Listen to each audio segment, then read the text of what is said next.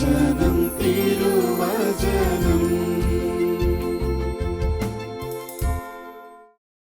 ഈശോ മിശിഹായ്ക്ക് സ്തുതിയായിരിക്കട്ടെ. പ്രിയപ്പെട്ട ദൈവജനമേ, വിശുദ്ധ പൗലോസ് ശ്ലീഹ റോമാക്കാർക്കെഴുതിയ ലേഖനം 5-ാം അധ്യായം 5-ാം തിരുവചനം. വിശുദ്ധ പൗലോസ് നമ്മുടെയൊക്കെ വ്യക്തിപരമായ ജീവിതത്തിൽ ഇടപെടാൻ ആഗ്രഹിച്ചുകൊണ്ട് ഒരു വലിയ ആത്മീയമായ നിർദ്ദേശം, പ്രാർത്ഥന ഈ തിരുവചനത്തിലൂടെ പങ്കുവയ്ക്കുകയാണ്. സാധിക്കുന്നവരൊക്കെ ബൈബിള് തുറക്കുന്നു. വിശുദ്ധ പൗലോസ് ശ്ലീഹ റോമാക്കാർക്കെഴുതിയ ലേഖനം 5-ാം അധ്യായം 5-ാം തിരുവചനം നമ്മൾ ഒരുമിച്ച് വായിച്ച് പ്രാർത്ഥിച്ച് അഭിഷേകം പ്രാപിക്കുകയാണ്. വചനത്തിൽ ഇങ്ങനെ വായിക്കുന്നു: നമുക്ക് നൽകപ്പെട്ടിരിക്കുന്ന പരിശുദ്ധാത്മാവിലൂടെ ദൈവത്തിൻ്റെ സ്നേഹം നമ്മുടെ ഹൃദയങ്ങളിലേക്ക് ചൊരിയപ്പെട്ടിരിക്കുന്നു. വചനം ഒരിക്കൽ കൂടെ വായിക്കാം. നമുക്ക് നൽകപ്പെട്ടിരിക്കുന്ന പരിശുദ്ധാത്മാവിലൂടെ ദൈവത്തിൻ്റെ സ്നേഹം നമ്മുടെ ഹൃദയങ്ങളിലേക്ക് ചൊരിയപ്പെട്ടിരിക്കുന്നു. പൗലോസ് ശ്ലീഹ കൃത്യം വ്യക്തമായി ഒരു കാര്യം പഠിപ്പിക്കുകയാണ്. പരിശുദ്ധാത്മാവിലൂടെ നമ്മുടെ സ്വഭാവത്തെ മാറ്റിമറിക്കുന്ന, നമ്മുടെ ഹൃദയത്തിൽ ദൈവസ്നേഹം നിറഞ്ഞു നിൽക്കുന്ന ഒരഭിഷേകം സാധ്യമാണ്. പരിശുദ്ധാത്മാവ് നമ്മുടെ സ്വഭാവത്തെ മാറ്റിമറിക്കുന്നു. ഇതിവിടെ പറഞ്ഞ് പ്രാർത്ഥിക്കുമ്പോൾ ഒരു കാര്യം നമ്മൾ ശ്രദ്ധിക്കണം. അതായത്, പണ്ടത്തെക്കാളും കൂടുതലായി പരിശുദ്ധാത്മാവിന് വേണ്ടി പ്രാർത്ഥിക്കുന്ന ഒരു ശൈലി നമുക്കൊക്കെ ഈ നാളുകളിലുണ്ട്. പ്രത്യേകിച്ച് കഴിഞ്ഞ നാളുകളിലെ പന്തക്കുസ്ത ഒരുക്ക ശുശ്രൂഷകൾ ശ്രദ്ധിച്ചാൽ മതി. ലോകമെമ്പാടും ദൈവജനം നീണ്ട ദിവസങ്ങൾ ഈസ്റ്ററിന് ശേഷം പന്തക്കുസ്ത അനുഭവത്തിനു വേണ്ടി കാത്തിരുന്നു പ്രാർത്ഥിച്ചു. ഒരുപക്ഷെ ഈ ശുശ്രൂഷയിൽ പങ്കെടുക്കുന്ന പലരും 10 ദിനങ്ങളിൽ നൊവേന പ്രാർത്ഥന, വ്യത്യസ്ത കൂട്ടായ്മകളിൽ ഓൺലൈൻ ശുശ്രൂഷ, ധ്യാന കേന്ദ്രങ്ങളിലെ ശുശ്രൂഷയിലൊക്കെ പങ്കെടുത്തവരാവാം. ഒരു ചോദ്യം ഇവിടെയുണ്ട്. ഇങ്ങനെയൊക്കെ പ്രാർത്ഥനയിൽ പങ്കെടുത്ത് പരിശുദ്ധാത്മാവിന് വേണ്ടി ദാഹിച്ചു, എന്നിട്ട് ഇപ്പോൾ എന്താണ് നിന്റെ അവസ്ഥ? ഇപ്പോൾ എന്താണ് നിന്റെ ഹൃദയത്തിൻ്റെ അവസ്ഥ? ഞാനിത് പറയുമ്പോൾ ഒരു സഹോദരിയുടെ മുഖം മനസ്സിൽ തെളിയുന്നുണ്ട്. അതായത്, നമ്മുടെ ധ്യാന കേന്ദ്രത്തിൽ 10 ദിവസത്തെ നീണ്ട പന്തക്കുസ്ത ഒരുക്ക ശുശ്രൂഷ നടത്തി. ഏകദേശം 250ഓളം പേര് 10 ദിവസം താമസിച്ച് ശുശ്രൂഷയിൽ പങ്കെടുത്തു എന്ന് മാത്രമല്ല, ഡൽഹിയുടെ പല ഭാഗങ്ങളിൽ നിന്ന് ദൈവജനം ഓരോ ദിവസവും പല സമയങ്ങളായി വന്നു ചേർന്ന് പ്രാർത്ഥിച്ചു. അപ്പോൾ പന്തക്കുസ്ത അഭിഷേകം വലിയൊരു അനുഗ്രഹമായിരുന്നു. ഇതിൽ പങ്കെടുത്ത ഒരു സഹോദരി, ഈ സഹോദരി എന്നോട് ഇങ്ങനെ പറഞ്ഞു: അച്ഛാ, 10 ദിവസത്തെ പന്തക്കുസ്ത ശുശ്രൂഷ പങ്കെടുത്ത് കഴിഞ്ഞപ്പോൾ എനിക്കറിഞ്ഞുകൂടച്ചാ, എന്തെന്നില്ലാത്ത ഒരു പരിശുദ്ധാത്മാവിൻ്റെ അഭിഷേകം ലഭിച്ചിരിക്കുന്നു. എന്നിട്ട് ഈ സ്ത്രീ എന്നോട് കൂട്ടിച്ചേർത്തു: അച്ഛാ, ആരാധന സമയത്ത് കുളിര് കോരുന്ന പോലെ അനുഭവം. പാട്ടൊക്കെ പാടിക്കൊണ്ടിരിക്കുമ്പോൾ, ആ ശുശ്രൂഷ നടന്നുകൊണ്ടിരിക്കുമ്പോൾ എന്തെന്നില്ലാത്ത ഒരു അനുഭൂതി. ഞാൻ പറഞ്ഞു, വളരെ നല്ല കാര്യം. പരിശുദ്ധാത്മാവ് സ്പർശിച്ച ചില അനുഭവങ്ങളാണ് സഹോദരി. സംസാരത്തിനിടയിൽ ഞാൻ ചോദിച്ചു, സഹോദരി മാത്രമേ വന്നുള്ളൂ? ഒരു മകനുണ്ടല്ലോ, അവനെ കണ്ടില്ലല്ലോ, ഹസ്ബൻഡിനെ കണ്ടില്ലല്ലോ, ഭർത്താവിനെ കണ്ടില്ലല്ലോ. അപ്പോൾ ആ സഹോദരി പറഞ്ഞു: അച്ഛാ, അവരൊന്നും ഈ ശുശ്രൂഷയ്ക്ക് താല്പര്യമില്ല. ഞാൻ പറഞ്ഞൊരു കാര്യം ചെയ്യ്, മകനെ ഒന്ന് വിളിച്ചോണ്ട് വരുമോ, എനിക്ക് അവനോടൊന്ന് സംസാരിക്കണം. അങ്ങനെ കഴിഞ്ഞ ദിവസം മകനെ കൂട്ടിക്കൊണ്ടുവന്നു. മകനോട് ഞാൻ അല്പസമയം വ്യക്തിപരമായി സംസാരിച്ചപ്പോൾ ഞാൻ അവനോട് ചോദിച്ചൊരു ചോദ്യം ഇതായിരുന്നു: നീ എന്തുകൊണ്ട് അമ്മയുടെ കൂടെ പ്രാർത്ഥനയ്ക്ക് വന്നില്ല? അപ്പോൾ അവൻ പറഞ്ഞ മറുപടി ഇങ്ങനെയാണ്: അച്ഛാ, എല്ലാ ദിവസവും എൻ്റെ വീട്ടിൽ വഴക്കാണ്. അച്ഛനറിയോ കാരണം എന്താന്ന്? പ്രാർത്ഥനയുടെ പേരിലാണ് എൻ്റെ വീട്ടിൽ വഴക്ക്. എൻ്റെ അമ്മ, അച്ഛാ, ഈ ധ്യാന കേന്ദ്രത്തിലൊക്കെ വന്ന് പ്രാർത്ഥിക്കുന്ന എൻ്റെ അമ്മ വാ തുറന്നാൽ അച്ഛാ എപ്പോഴും ചീത്തവാക്ക് പറയും. ചീത്തവാക്ക് പറയും എന്ന് മാത്രമല്ല, എപ്പോഴും ശപിക്കും. പ്രത്യേകിച്ച് ഈ പന്തക്കുസ്തായ്ക്ക് വേണ്ടിയുള്ള ദിനങ്ങളിൽ ഞങ്ങളെ വിളിച്ചു. അപ്പോൾ ഞാൻ പറഞ്ഞു ഞാൻ വരുന്നില്ല. അപ്പോൾ അച്ഛൻ എന്താ എന്നെ അമ്മ പറഞ്ഞെന്നറിയോ? നീയൊന്നും രക്ഷപ്പെടിയാലടാ, നീയൊക്കെ നരകത്തിൽ പോകൂടാ, ഞാൻ മാത്രം സ്വർഗത്തിൽ പോവുള്ളൂ. എന്നിട്ട് ഈ ചെറുക്കൻ എന്നോട് കൂട്ടിച്ചേർത്തു: അച്ഛാ, എൻ്റെ അമ്മ പോകുന്ന സ്വർഗത്തിൽ എനിക്ക് പോകണ്ട അച്ഛാ, എൻ്റെ അമ്മ പോകുന്ന സ്വർഗത്തിൽ എനിക്ക് പോകണ്ട അച്ഛാ, ഇത് മതി. പന്തക്കുസ്ത, കാത്തിരിപ്പ് പ്രാർത്ഥന എല്ലാം മനോഹരം. ആ സ്ത്രീ പറഞ്ഞത് എന്താ? കുളിര് കോരുന്ന പോലത്തെ അനുഭവം, വലിയ അനുഭൂതി ഒക്കെ നല്ലതാ. പക്ഷേ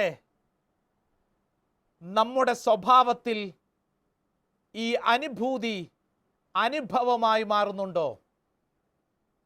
ഇതൊരു ഒറ്റപ്പെട്ട സംഭവമായിട്ട് കരുതണ്ട, മറിച്ച് ഇത് കേട്ടുകൊണ്ടിരിക്കുമ്പോൾ നമ്മുടെയൊക്കെ ഉള്ളിൽ അനേകം അനുഭവങ്ങൾ തെളിഞ്ഞു വരും.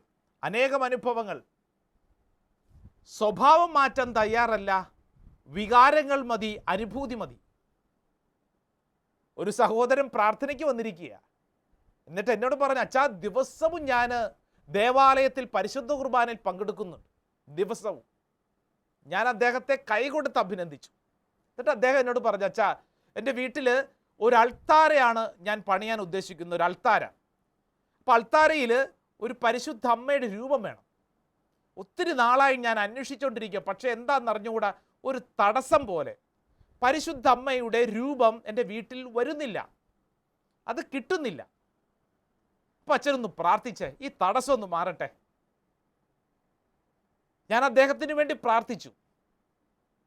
പ്രിയപ്പെട്ടവരെ, പ്രാർത്ഥിച്ചുകൊണ്ടിരുന്നപ്പോൾ ചില ചോദ്യങ്ങൾ ചോദിക്കാൻ എൻ്റെ ഉള്ളിൽ പരിശുദ്ധാത്മാവ് ചില ആലോചനകൾ സമ്മാനിച്ചു. അതിൽ പ്രകാരം ഞാൻ ചോദിച്ചപ്പോൾ ഒരു കാര്യം വ്യക്തമായി. ഇദ്ദേഹത്തിന് 2 ഭാര്യമാരുണ്ട്, 2 സ്ഥലങ്ങളിലായി. ഇപ്പോൾ താമസിക്കുന്നത് ഒറിജിനൽ അല്ല, ഡ്യൂപ്ലിക്കേറ്റിൻ്റെ കൂടെയാണ്. എന്ന് പറഞ്ഞാൽ വ്യഭിചാരം എന്ന് പറയുന്ന വലിയൊരു പാപത്തിലാണ്. ഞാൻ അതിനെക്കുറിച്ച് സംസാരിച്ചുകൊണ്ടിരുന്നപ്പോൾ അദ്ദേഹം പറഞ്ഞു: അച്ഛാ, അതൊക്കെ കുഴപ്പമുണ്ടോ അച്ഛാ? അതൊക്കെ കുഴപ്പമുണ്ടോ അച്ഛാ? അതൊക്കെ സാഹചര്യങ്ങളുടെ സമ്മർദ്ദം കൊണ്ട് സംഭവിച്ചു പോയതാ. ഇപ്പോഴുള്ള ഭാര്യയ്ക്ക് കാര്യങ്ങളൊക്കെ അറിയാം, പക്ഷേ ഒറിജിനൽ ഭാര്യയ്ക്ക് അറിഞ്ഞുകൂടാ തൻ്റെ ഭർത്താവ് മറ്റൊരു സ്ത്രീയോടൊപ്പമാണ് ജീവിക്കുന്നതെന്ന്. 2 കുടുംബങ്ങളിലായി മക്കളുണ്ട്. പരസ്പരം അറിയാതെ ഒരു അഡ്ജസ്റ്റ്മെൻറ്റിൽ കൊണ്ട് നടക്കുവാണ്. എല്ലാ ദിവസവും പള്ളിയിൽ പോകുന്നുണ്ട്, കുർബാനയിൽ പങ്കെടുക്കുന്നുണ്ട്. ഞാനൊരു അൾത്താര പണിയുന്നു, പരിശുദ്ധ അമ്മയുടെ രൂപം വേണം. പ്രിയപ്പെട്ടവരെ, നമ്മുടെ സ്വഭാവത്തിൽ മാറ്റമുണ്ടോ? നമ്മുടെ സ്വഭാവത്തിൽ നമ്മൾ പ്രാർത്ഥിക്കുന്ന പ്രാർത്ഥനകൾ മാറ്റം വരുത്തുന്നുണ്ടോ? ഇല്ലെങ്കിൽ എന്തോ അപാകതയുണ്ടെന്നല്ലേ അതിൻ്റെ അർത്ഥം?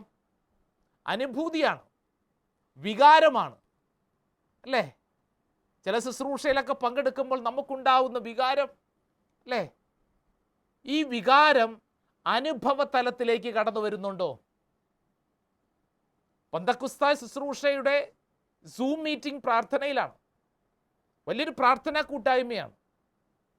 അത് ഹോസ്റ്റ് ചെയ്യുന്ന ആള് സമയം കഴിഞ്ഞപ്പോൾ ഓഫാക്കാൻ മറന്നുപോയി. എന്താ സംഭവിച്ചെന്നറിയോ? ഓരോ സ്ഥലങ്ങളിൽ ഇരുന്ന് പങ്കെടുക്കുന്നവർ വീഡിയോ ഓണാണ്, ക്യാമറ ഓണാണ്, അവരുടെ ഓഡിയോ കേൾക്കാം.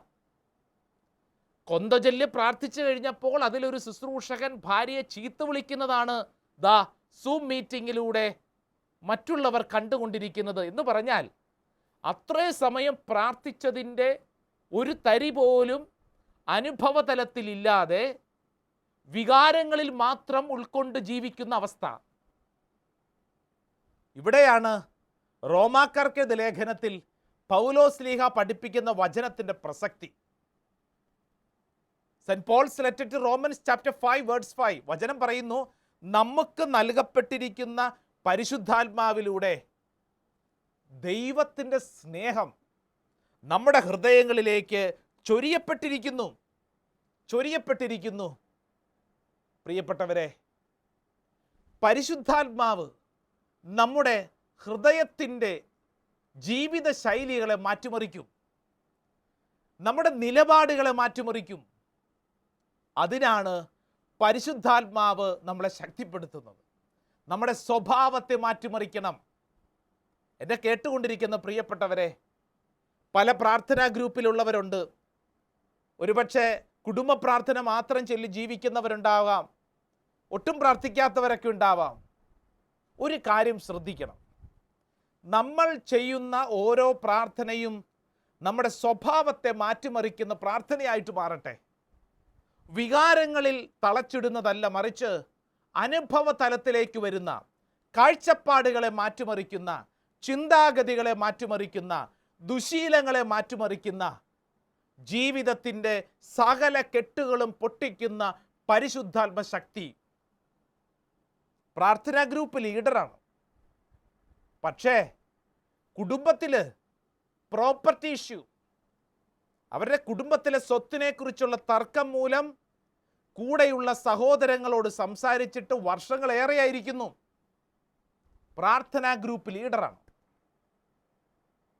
പ്രിയപ്പെട്ടവരെ, ചോദ്യം ഇതാണ്, നമ്മൾ പ്രാർത്ഥിക്കുന്ന പ്രാർത്ഥന നമ്മുടെ സ്വഭാവത്തെ മാറ്റിമറിക്കുന്നുണ്ടോ? ഇതാ ഈ കാലഘട്ടം നമ്മളെ ക്ഷണിക്കുന്നത് നമ്മുടെ സ്വഭാവത്തെ മാറ്റിമറിക്കുന്ന ദൈവ സ്നേഹത്തിൻ്റെ അഭിഷേകം കൊണ്ട് നമ്മുടെ ഹൃദയത്തിൻ്റെ ചിന്താഗതികളെ മാറ്റിമറിക്കുന്ന അനുഭവത്തിലേക്കാണ്. ഇത് പറയുമ്പോൾ യേശുവിൻ്റെ കൂടെ നടന്ന ശിഷ്യന്മാരെ കുറിച്ച് ബൈബിൾ പഠിപ്പിക്കുന്ന ഒരു കാര്യമുണ്ട്. ലൂക്കാസ് വിശേഷം 6-ാം അധ്യായം 12 മുതലുള്ള വചനത്തിൽ ശിഷ്യന്മാരെ നമ്മുടെ മുമ്പിൽ പരിചയപ്പെടുത്തുന്നുണ്ട്. പരിചയമുള്ള വചനഭാഗമാണ്, അപ്പോൾ ഇത് ശ്രദ്ധിച്ച് കേൾക്കണം. Saint Luke's gospel chapter 6 verse 12 onwards, 12 മുതൽ. ആ ദിവസങ്ങളിൽ അവൻ പ്രാർത്ഥിക്കാനായി ഒരു മലയിലേക്ക് പോയി. അവിടെ ദൈവത്തോട് പ്രാർത്ഥിച്ചുകൊണ്ട് രാത്രി മുഴുവൻ ചെലവഴിച്ചു. പ്രഭാതമായപ്പോൾ അവൻ ശിഷ്യന്മാരെ അടുത്തു വിളിച്ച് അവരിൽ നിന്ന് 12 പേരെ തിരഞ്ഞെടുത്ത് അവർക്ക് അപ്പസ്തോലന്മാർ എന്ന് പേര് നൽകി. യേശുവിൻ്റെ തെരഞ്ഞെടുപ്പാണ് വചനം. രാത്രി മുഴുവൻ പ്രാർത്ഥിച്ചു എന്ന് പറഞ്ഞാൽ ഒറ്റ നിമിഷം കൊണ്ടുള്ള തെരഞ്ഞെടുപ്പല്ല, മറിച്ച് പ്രാർത്ഥിച്ചാണ് ഈ 12 എണ്ണത്തിനെയും തിരഞ്ഞെടുത്തത്. അവരുടെ പേരുകൾ എഴുതിയിട്ടുണ്ട്. ഇങ്ങനെയാണ്: പത്രോസ് എന്നവൻ പേരു നൽകിയ ശിമയോൻ, അവൻ്റെ സഹോദരനായ അന്ത്രയോസ്, യാക്കോബ്, യോഹന്നാൻ, പീലിപ്പോസ്, ബർത്തലോമിയ, മത്തായി, തോമസ്, ഹൽപ്പയുടെ പുത്രനായ യാക്കോബ്, തീവ്രവാദിയായി അറിയപ്പെട്ടിരുന്ന ശിമയോൻ, യാക്കോബിൻ്റെ മകനായ യൂദാസ്, ഒറ്റുകാരനായി തീരുന്ന യൂദാസ് ഖറിയാത്ത എന്നിവരാണ് 12 പേർ. ഈ 12 പേരെക്കുറിച്ച് നമുക്ക് നന്നായിട്ടറിയാം. സുവിശേഷങ്ങൾ വായിച്ചു പോകുമ്പോൾ ഈ 12 പേരെ കൃത്യമായി നമ്മൾ പഠിക്കുന്നുണ്ട്. പത്രോസ് ആരാണ്? പത്രോസിൻ്റെ സ്വഭാവം എന്താണ്? വിശുദ്ധ ലൂക്കായുടെ സുവിശേഷം 22-ാം അധ്യായം 31 മുതലുള്ള വചനത്തിൽ പത്രോസിനെ കുറിച്ച് പറയുന്നുണ്ട്. അതിങ്ങനെയാണ്: ശിമയോൻ, ശിമയോൻ, ഇതാ സാത്താൻ നിങ്ങളെ ഗോതമ്പ് പോലെ പാറ്റാൻ ഉദ്യമിച്ചു. എന്നാൽ നിന്റെ വിശ്വാസം ക്ഷയിക്കാതിരിക്കാൻ ഞാൻ നിനക്ക് വേണ്ടി പ്രാർത്ഥിച്ചു. നീ തിരിച്ചു വന്ന് നിന്റെ സഹോദരനെ ശക്തിപ്പെടുത്തണം. ശിമയോൻ പറഞ്ഞു, കർത്താവേ, നിന്റെ കൂടെ കാരാഗ്രഹത്തിലേക്ക് പോകാനും മരിക്കാൻ തന്നെയും ഞാൻ തയ്യാറാണ്. അവൻ പറഞ്ഞു, പത്രോസേ, ഞാൻ നിന്നോട് പറയുന്നു, നീ എന്നെ അറിയുകയില്ല എന്ന് 3 പ്രാവശ്യം നിഷേധിച്ചു പറയുന്നതിന് മുമ്പ് ഇന്ന് കോഴി കൂവുകയില്ല. നമുക്കറിയാം എന്ത് സംഭവിച്ചെന്ന്. പത്രോസ് ഈശോയോട് പറയുക, ഈശോയെ, എവിടെ വേണമെങ്കിലും ഞാൻ നിൻ്റെ കൂടെ വന്നോളാം. എവിടം വരെ? കാരാഗ്രഹത്തിലാണോ? ഞാൻ വന്നോളാം. ഇതാണ് പത്രോസ്. പത്രോസ് നമ്മളെപ്പോലെയാ, വലിയ ആവേശ, പക്ഷേ കാര്യത്തോടടുക്കുമ്പോൾ ഓടിക്കളയും. നമുക്കും അങ്ങനെയാണല്ലോ, എന്തൊരാവേശ പല കാര്യങ്ങളിലും. ആവേശം മാത്രമേ ഉള്ളൂ. അനുഭവതലത്തിൽ പലപ്പോഴും പത്രോസ് പരാജയപ്പെട്ട ഒരു വ്യക്തിയാണ്. പത്രോസിൻ്റെ ജീവിത നിലപാടുകൾ ശ്രദ്ധിച്ചാൽ മനസ്സിലാവും.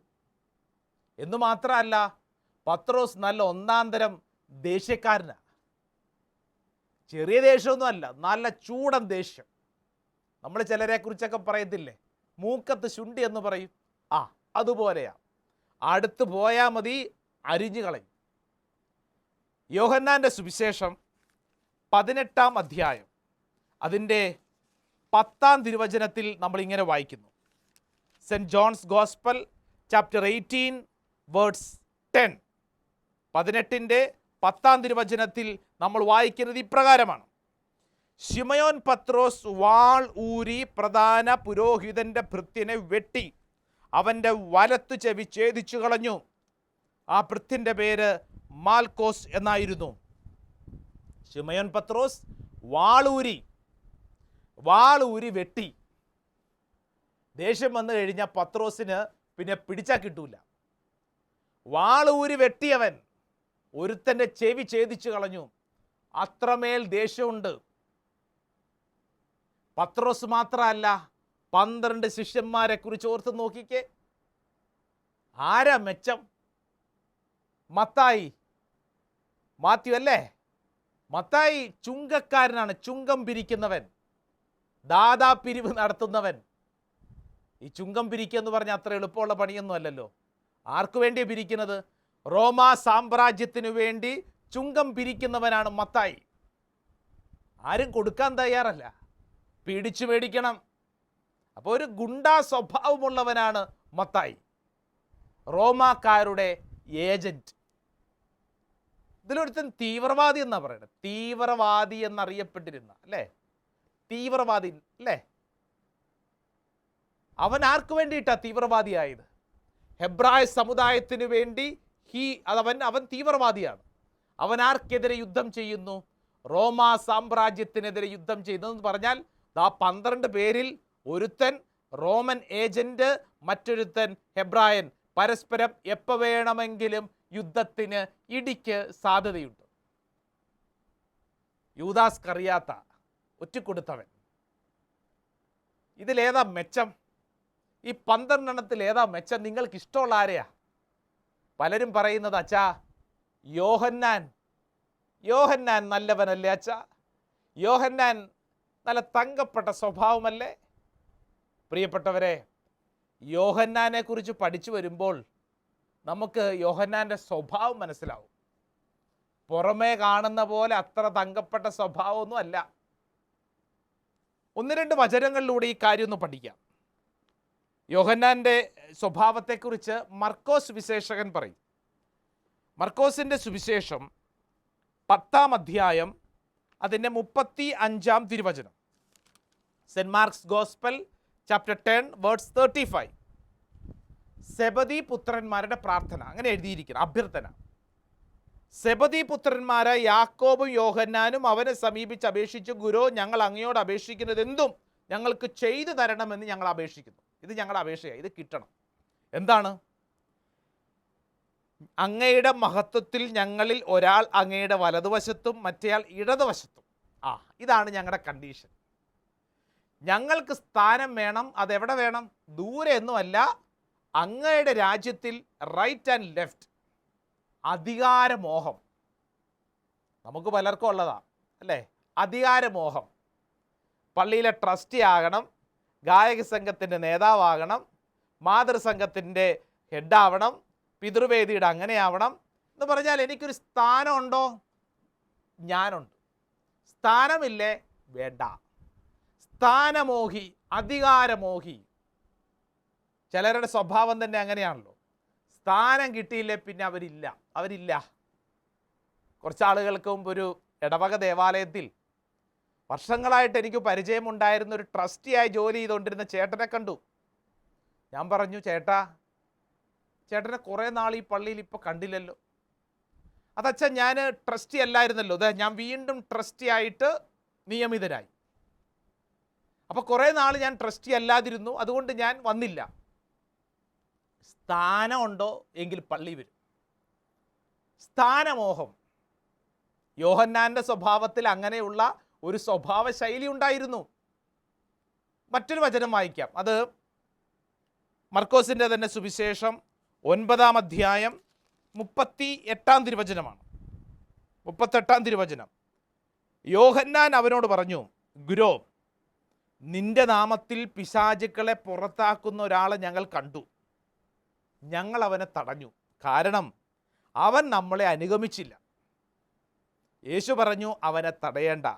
ഒരുവനെ എൻ്റെ നാമത്തിൽ അത്ഭുത പ്രവൃത്തി ചെയ്യാനും ഉടനെ എന്നെക്കുറിച്ച് ദൂഷണം പറയാനും സാധിക്കില്ല.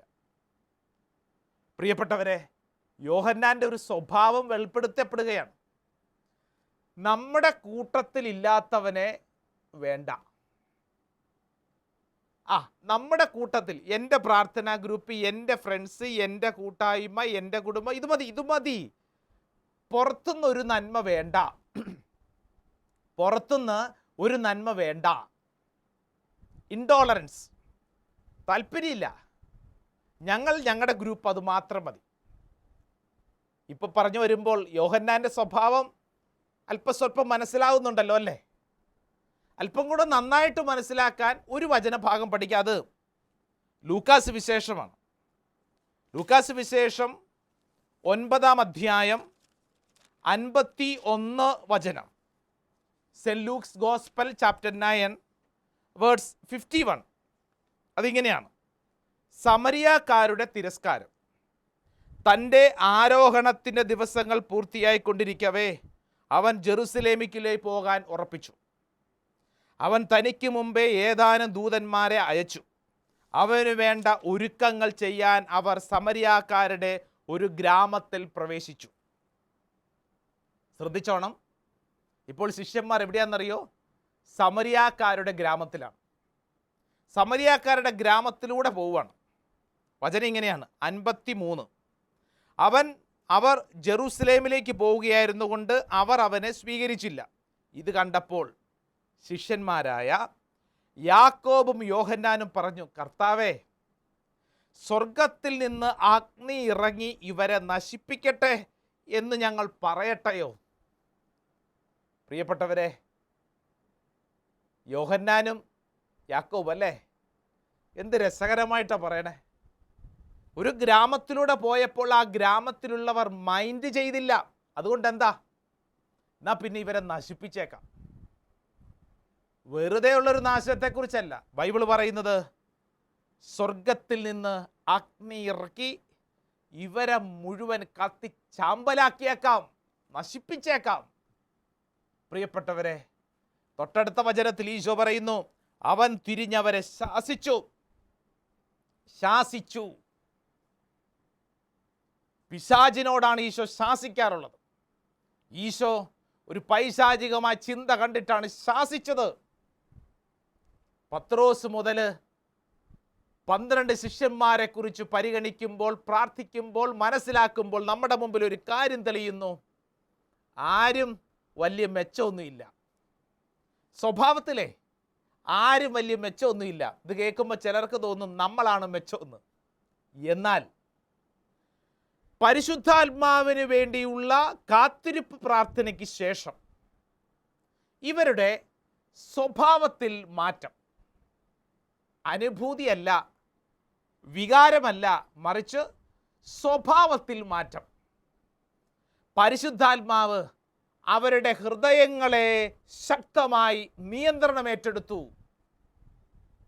പത്രോസ് യേശുവിന് വേണ്ടി മരിക്കാൻ തയ്യാറായി എന്നുള്ളത് മാത്രമല്ല, മരണം മരിച്ചുകൊണ്ട് മറ്റുള്ളവർക്ക് മുമ്പിൽ, തലകീഴായി മരിച്ചുകൊണ്ട് മറ്റുള്ളവർക്ക് മുമ്പിൽ മാതൃക കാണിച്ചു. ഓരോ ശിഷ്യന്മാരെ കുറിച്ച് എടുത്തു പഠിക്ക് അല്ലേ? സ്വഭാവം മാറിയില്ലേ? യോഹന്നാനെ കുറിച്ച് പലതും നമ്മൾ വായിച്ചു. എന്നാൽ പരിശുദ്ധാത്മാവിനെ സ്വീകരിച്ച് ഹൃദയത്തിൽ മാറ്റം വന്നതിന് ശേഷം യോഹന്നാൻ 5 പുസ്തകങ്ങൾ എഴുതി. സുവിശേഷം 3 ലേഖനങ്ങൾ, വെളിപാട് പുസ്തകം. യോഹന്നാന്റെ സുവിശേഷം വായിച്ച നമുക്ക് മനസ്സിലാകും, സ്വന്തം പേര് പോലും വ്യക്തമായി എഴുതിയിട്ടില്ല. കാരണം അത്രമേൽ അവൻ എളിമപ്പെട്ടു. അധികാരമോഹിയായിരുന്നവൻ സ്വന്തം ജീവിതത്തിൽ ചില നിലപാടുകൾ ഉറപ്പിച്ചു. ഇനി അധികാരമൊന്നും വേണ്ട, ശാന്തത.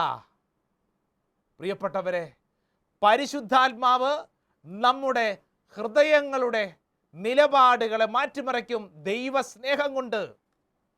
അപ്പം നമുക്ക് പ്രാർത്ഥിക്കേണ്ട പ്രാർത്ഥന എന്താ? അനുഭൂതിക്കല്ല, വികാരപരമായ കാര്യങ്ങൾക്കല്ല, മറിച്ച് നമ്മുടെ സ്വഭാവത്തിലുള്ള മാറ്റം.